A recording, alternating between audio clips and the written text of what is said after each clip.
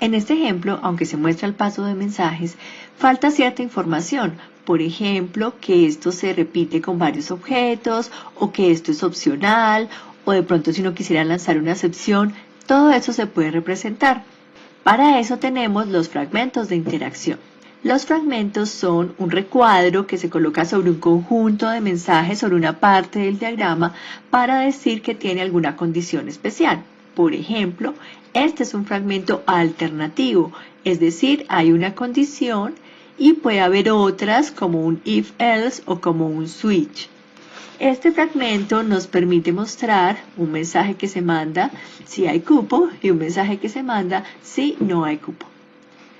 Las condiciones se muestran entre corchetes. Hay otros tipos de fragmentos. Por ejemplo, aquí tenemos un fragmento break.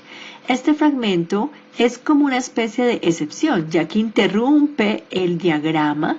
Si se cumple esta condición, retorna posiblemente algún mensaje o la excepción y no continúa con lo que haya en el resto del diagrama de secuencia.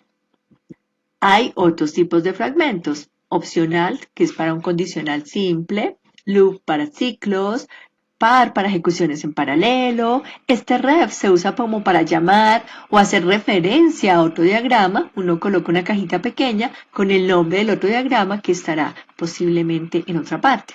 Y así hay otros fragmentos. Aquí puedes encontrar algunos de ellos. Miremos ahora algunas guías para elaborar un diagrama de secuencia. Nosotros necesitamos la especificación del caso de uso o las reglas del negocio, los requisitos para saber qué funcionalidad o qué objetivo estamos buscando. Por supuesto, nos interesa tener un diagrama de clases, puede ser de análisis o de diseño. No es necesario que esté completo. Con estos dos elementos armamos el diagrama de secuencia. Miren que la relación con el diagrama de clases es bidireccional. Me sirve para construir mi diagrama, pero a medida que construyo el diagrama de secuencia, puedo modificar el diagrama de clases. Algunas reglas. Los objetos de las clases de frontera solo deberían enviar mensajes a los objetos de control. Los objetos de las clases de control pueden enviar mensajes a todos los objetos. Y los objetos de clases de entidad solo pueden enviar mensajes a otros objetos de clases de entidad. Sin embargo, son más unos lineamientos generales, pero son muy útiles cuando vas a pensar en cómo organizar tu código. Vamos a ver un ejemplo donde yo quiero registrar un docente. La funcionalidad comienza cuando el actor ingresa los datos del docente que desea registrar y eso le llega a la frontera. Entonces, desde la frontera se manda un mensaje con los datos a el objeto de la clase de control para que éste empiece a hacer todo el proceso. Luego nos dice que el sistema verifica que no se tenga un docente registrado con la misma cédula. Bueno, ahí viene la pregunta. La clase de control, ¿con cuál otro objeto necesita interactuar para verificar la cédula? Esto depende de cómo esté nuestro diagrama de clases de diseño, qué mecanismos de persistencia tengamos y muchos otros factores. Pero aquí pensemos que tenemos acceso a una base de datos. Entonces la clase de control le va a preguntar al objeto de la clase que tiene esa comunicación con la base de datos. Por ejemplo, aquí se llama docentes BD. Entonces la clase de control usa el método consultar docente que estaría en esta clase. Una vez que se ha verificado esto, el sistema guarda la información del docente y muestra un mensaje indicando esto. Bueno, para guardar, de nuevo la clase de control puede pedir ayuda a esa clase de persistencia. Entonces, la clase de control, después de consultar el docente, primero tiene que crear el objeto, aquí vemos la creación, luego llama al método guardar docente de esta clase de persistencia y podemos mostrar al final un mensaje que es opcional.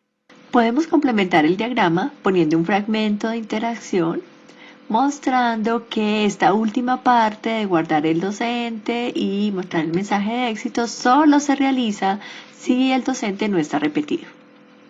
Después de hacer el diagrama, podemos revisar nuestro diagrama de clases y también el de secuencia para verificar que hemos asignado correctamente las responsabilidades.